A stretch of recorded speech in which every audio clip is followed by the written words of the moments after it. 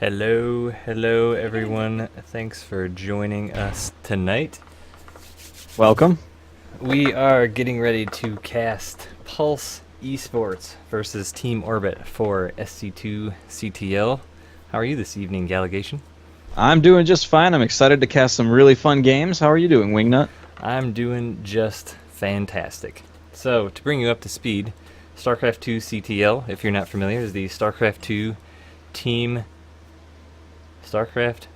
Community Team League. It's a bit of a tongue twister. It is a team league focused mostly on the community, so it's a lot of really high-level grandmaster teams, as well as all the way down to the silver, gold, and platinum level. So there's a lot of variety in the league. It's turning out to be pretty interesting so far. What do you think? Absolutely. I mean, right now we're just doing casting for the Master Grandmaster tournament, but there's been a lot of great teams playing in all sorts of different leagues and people getting involved at many different levels. So it's been a really successful tournament thus far, and it's just getting started. So we've got a lot to look forward to. So far tonight, we're going to have this pretty good series. Look at the... Oh, hi, Tim. We're going to have a series that has a nice mix of all the race combinations. And do you think we should possibly give out one of the giveaway codes right away, Nick?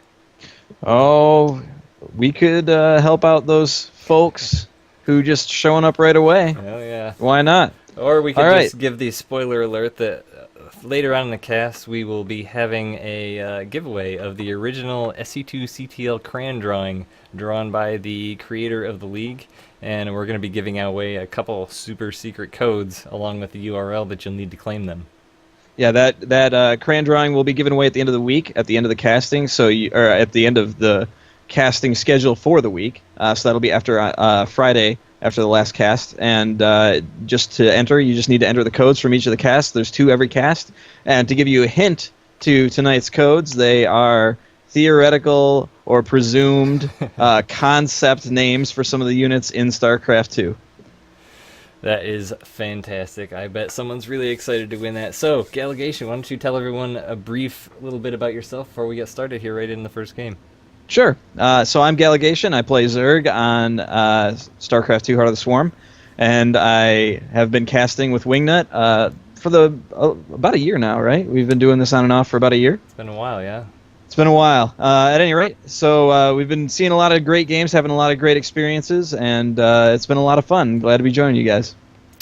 I am Wingnut, also known as Aaron. I'm a Protoss player in Heart of the Swarm. I love playing the game. Been playing it since StarCraft 2 came out. Even played StarCraft 1 a bit when I was a wee lad. And He used to carrier rush me in that. who doesn't carry a rush? We still do that, right? Well, it depends on who we play with. All right, but we'll cut right to the chase and get into the first game. First game is going to be a TVT versus Pulse eSports Mumming versus Orbit Gaming's Zenx. Going to flip right into that, and we will get rolling here. So, Gallegation, would you like to introduce our first player? Sure.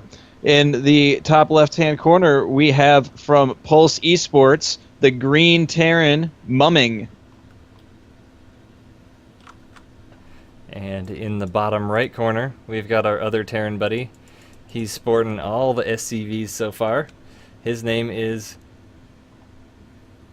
Zenx from Orbit Gaming. So we've got another TVT. We had quite a few TVTs last night. I personally find TVT to be quite a heck of a lot more interesting in Heart of the Swarm than it was in Wings of Liberty. What do you think?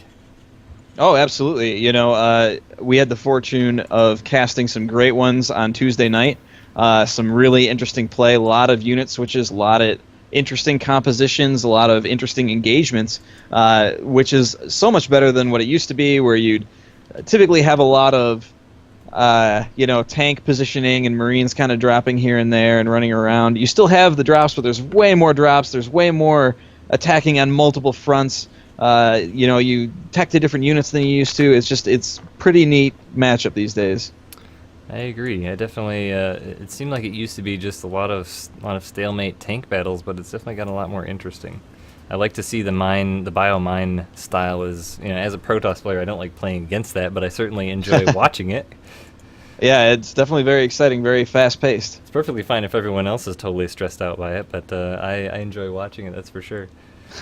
Looks like we've got gas openings from both players. Mumming getting his down slightly sooner.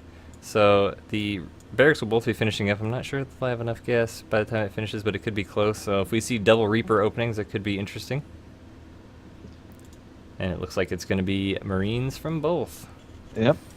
So that gas is likely going to be for a pretty fast factory. That pretty quick Hellion or mine is pretty almost even, I think, between games that I see as to what people go for. The 1-1-1 is obviously still really popular. We've seen that in a lot of games.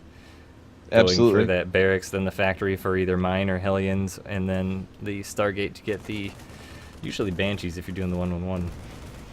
And Mumming has just claimed first blood with an SCV kill, trying to attempt a scout. That was pretty brutal. Bloodshed has been had on the battlefield. Looks like Zenx is setting his Marines up at the ramp. He does not want to let anything happen as far as that scouting goes. Mumming sending his Marines around his natural to make sure there's no shenaniganry going on. Some players like to put the barracks here in this general area to do the early proxy Reaper scout, or here. But he's checked for that. Everything's cool so far. Yep. We do see the factory finishing up now for Mumming. Let's see what he pulls out of there. Second gas going down for Zenx as well as a supply depot. And there goes the starport, straight into it. Starport. So what do you think we're going to see here? It looks like a mine coming out of the factory. I'm guessing probably a medevac. As if you're going for the mine, you're almost always going for the medevac to do that quick mine drop. Mm-hmm. Yeah, at that point he'll have 4 Marines and a mine. Well, he'll have at least 1 more Marine done by the time that mine is done. But he'll definitely have enough to fill up that that medevac to get over there and do some economic damage. Out pops the mine. The starport's going to be finishing up quickly. Looks like similar thing for Zenx. He's only just a slight bit behind with his mine just now coming out and the starport finishing. Looks like a second mine coming out for Zenx as well. Yep. These players are playing pretty similarly, although now Zenx is moving his Marines back into his base. He's got the line at the front. Feels like that's sufficient for the time being.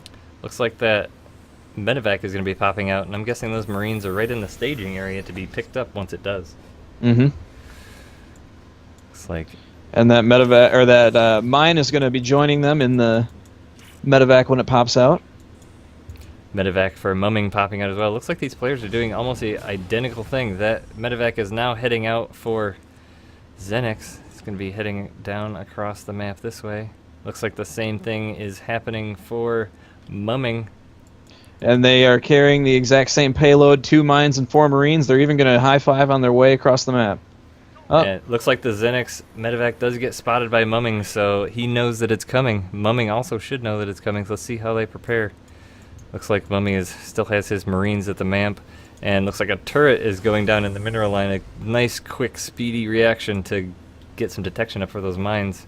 Hopefully he pulls his Marines back soon. Looks like Zenx is prepared as Mumming goes for the drop. Oh, those mines get dropped right in the mineral line, successfully burrowed. It looks like no SCV kills yet, just 1 Hellion. Same thing in Mumming's base. The mines go down, and several SCVs get damaged. I'm not sure that they got killed. Looks like workers killed 11 for Zenx, so definitely a lot went down in that engagement. Absolutely.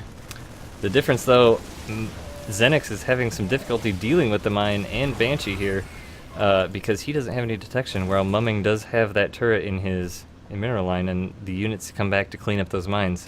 So now it's a question of how that Mumming follows this up, because he's in clearly much better spot than Zenx is. There goes the scan for the SCVs to try and get that mine down, and they do. Banshee now coming in from Mumming to Zenx's base, while the medevac heads back home to pick up some more guys. Banshee gonna come in and poke and see what's here. It looks like no units of Zenx to deal with it. He's just gonna cloak and start killing Banshees, and that's gonna be GG. A quick game 1. Absolutely quick game 1. So that was pretty much a identical build from both players. It's just a bit of, it looked like Mumming had a bit of a scouting advantage, as he apparently was the only one. I would assume that Zenx did not see the medevac because he didn't really react. Yeah, I mean, they were only in range of each other for a quick second there, so it was, you just had to be looking at the minimap at the right time, and it looks as though Zenx just didn't have his eyes in the right position at that point.